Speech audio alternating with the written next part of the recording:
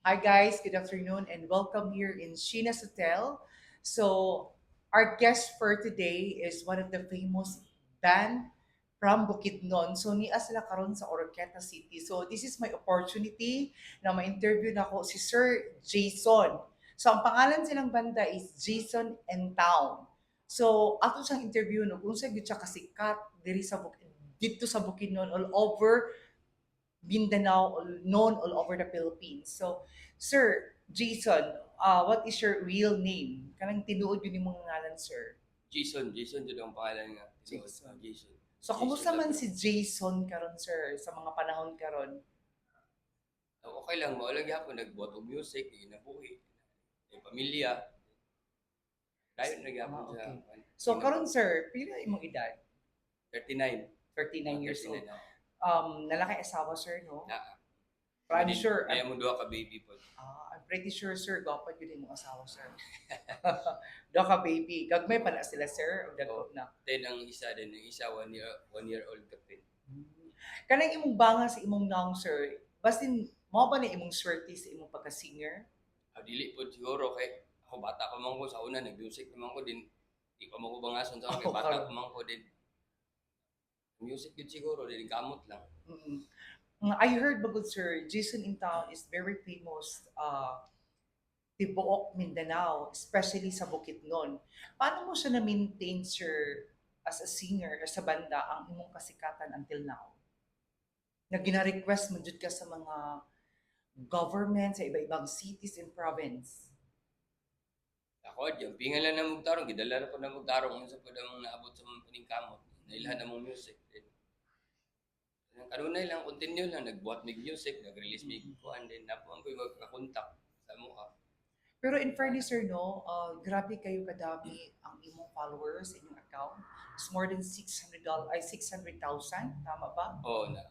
Isa na ko ana, sir, nga nag-follow din sa inyo, sir. Salamat. So I hope na ma-invite ka na mo sunod diri sa Chopstick Resto Bar.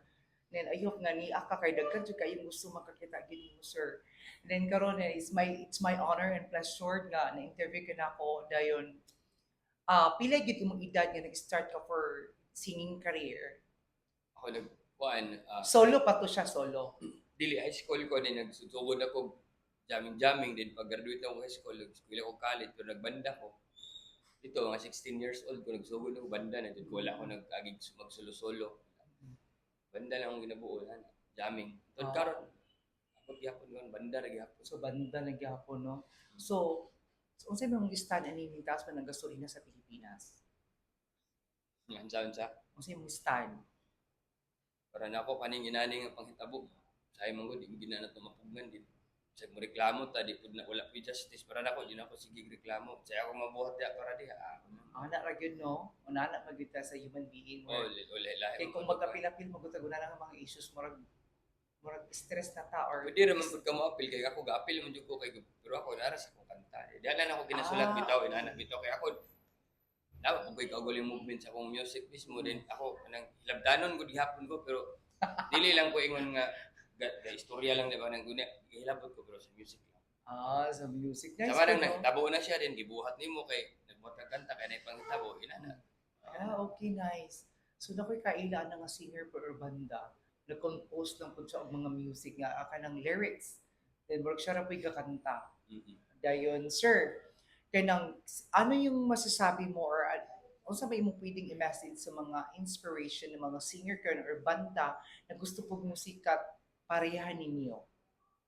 Ako ang kuan sa mga kanang mag music yun pod kana pinakauna himuon nimo sa career ba din butangan nimo focus din saktong pag-ampo sa Dios kanunay din tinarong ang pagtrabaho kaya music mong gud naam gud tanan ang dili maayo kung di mapaingon bitaw ka na di tanan free ka di magbuhat ka kung sa imong gusto kun ang uban dili nun sila maabot dito kay napalang sila diha murag na sulod naman sila dili mao nga mga dagan music mo na kanang hadlok ang kalibutan diha pwede mahulog kag nailado ka pero walay nada imong pagkatao tungod kay kaunon ka sa mga tentasyon. Okay. Amo na nga dako na siya kuan mga uban. Wala sila dili sila kalampos kay basta para nako kung gusto ka mo lampos pag-ampo sa Dios paghimog maayong kamatasan. Yes, center gina si God sa Oo iyong man life. na siya kay ako inaana na ako ako Oy, okay na siya. very inspiration ang imong mga message to everyone, sir. Sir, sino yung gusto mong i-shoutout or pasalamatan? Ako, pasalamatan ako tanan naminaw og lokal na musika, especially sa reggae music. Mm-mm. Support tag lokal sa Mindanao din. Mga tao nga nisabot og positibo. Salamat sa tanan nagsuportahan natin. Katong gusto kalinaw. Salamat sa tanan. Okay. Sir, sino yung pwede mong i-shout out? Ano, mayroon ka bang show karon? Or ano ba bang umaabot mong show na pwede mong i-flag or i-shout out here in my Sabi channel? wala karon mo meron ang last na mo diri nga gig sa kuan karon na bulan 26 mo ron din April wala pa may mga gig pero na ako yung mga gig sa Bukidnon katong gusto na sa Tawto Bukidnon na among area dito Freeman Yard din. Na yung mga session na mo jamming to local. Then shout out sa tanan tao na support ang mga artist. So guys, abangan natin si Jason in town tonight diri sa Orqueta City, Mupak. Aduna siya live band. So sa lahat ng mga viewers and followers dyan ni Kate Prado and kay Sir Jason in town, please watch sa kanyang live band dito sa Mupak, Orqueta City. And I would like to thank the sponsors for today is Shina's Hotel, Layawan, located ra diri sa Layawan, Orqueta City. So kung gusto nyong mag-rent ng hotel or for night nga gusto nyo biglaang dinhi mo matulog, komportable mo, dinhi lang mo sa Shina's Hotel. So, thank you so much guys.